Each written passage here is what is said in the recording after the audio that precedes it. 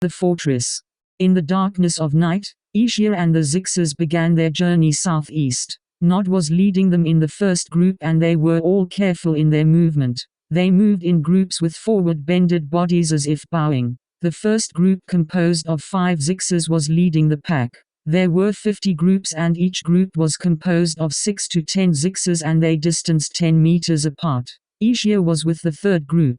Nod raised his arm and they all sat down as Nod motioned to Ishia. He was telling them that the fortress was near. They patiently watched their immediate surroundings, looking for signs of any movement that they found none. They were expecting that the Malservius had seen them from afar and any time, the Malservius would attack.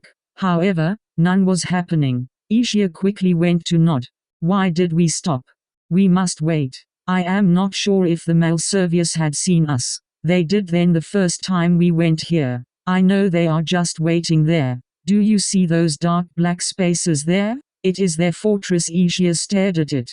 To an untrained eye it looks like very dark woods from afar. However, Ishia saw it differently. He followed the thick dark black wall blocking his view. He was amazed seeing the wide extent of the fortress. As he glanced to his east, he saw thick bodies of Malservius moving towards them from afar. He looked to the west side and there were also Malservius. The Malservius would enclose them. He motioned to Nod and told him about the Malservius and Nod saw it. Ishia whistled that the Zixes understood. As if magic, the Zixes vanished from the sights of the Malservius. They all dropped to the ground and began crawling like centipedes. In interval, each group crawled fast to the east side and west side following a certain curve and radius. The Zixes were used to this type of attack formation in the dark. They confused the enemy by scattering themselves, avoiding their path such that when the enemy reached their original location they seemed to vanish. The truth was they were not far from where they were but just a few meters away. Their movement resembled that of a path of a pendulum, only that each line moved in the opposite direction, trapping the enemy in the middle. Then, they lay on the ground, waiting, and watched the enemy pass by while each picked a target such that not an arrow is wasted. When the Malservius came to where they were confused. The Zixes were gone and they found nothing. Just as some of the Malservius saw where the enemies were laid hidden by the bushes, Ishia gave the order. Hundreds of arrows flew in the air and each was precise to its intended mark, the neck. From more than 200 Malservius the first arrows made at least 100 of them fell. They couldn't respond for they couldn't see the enemy and as if the arrows were coming from everywhere. The second wave had the same impact until the first wave of Malservius, all of them, dropped dead to the ground. Pampi saw it from the fortress and ordered its gates closed. He then ordered his archers to fire at the place where the dead Malservius were and on its perimeter. However, Ishia and the Zixes had moved away in the opposite direction, leaving a few that were far from the arrow's range.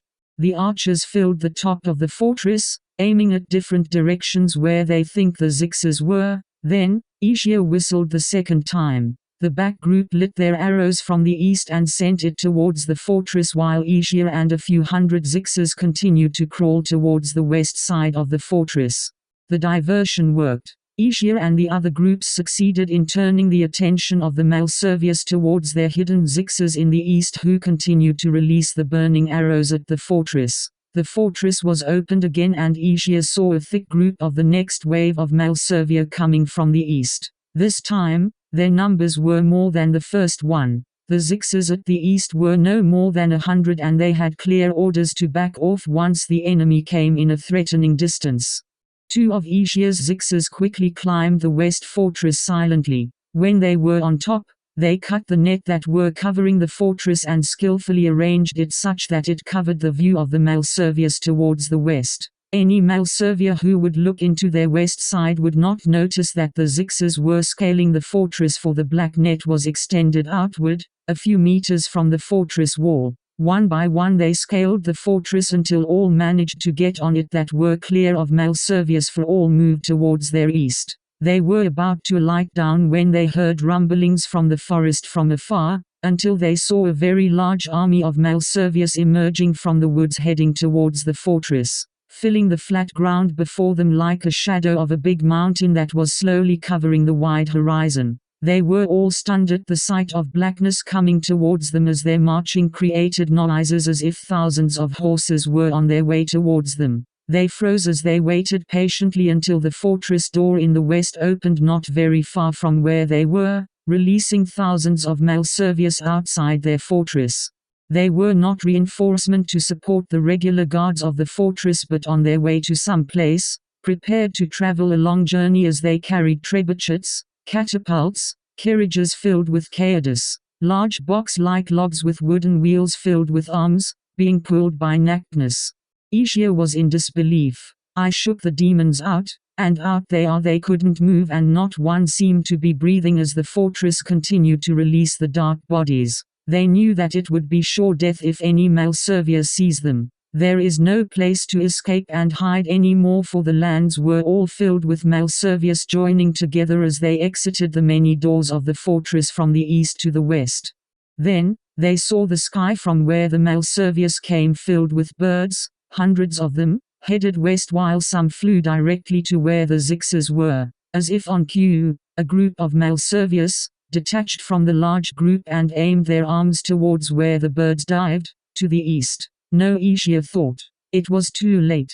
The oblivious Zixes that were diverting the attention of the Malservius towards them just saw death coming their way from the sky. There were at least 5 waves of thick arrows and burning caedes that flew and filled the sky. The Zixes watched death came their way. They tried to run back but the caedes and long-range arrows were many to avoid them all. Asia and the Zixes just heard screams of their fellow kind as they saw burning bodies running without direction. A large part of the tundra was burning, covering the area where the Zixes were. None survived. Everyone was speechless.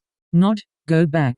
We must warn our brothers at Ozalbeneg. We need more than prayers to get through. May Zixmich save us and our brothers.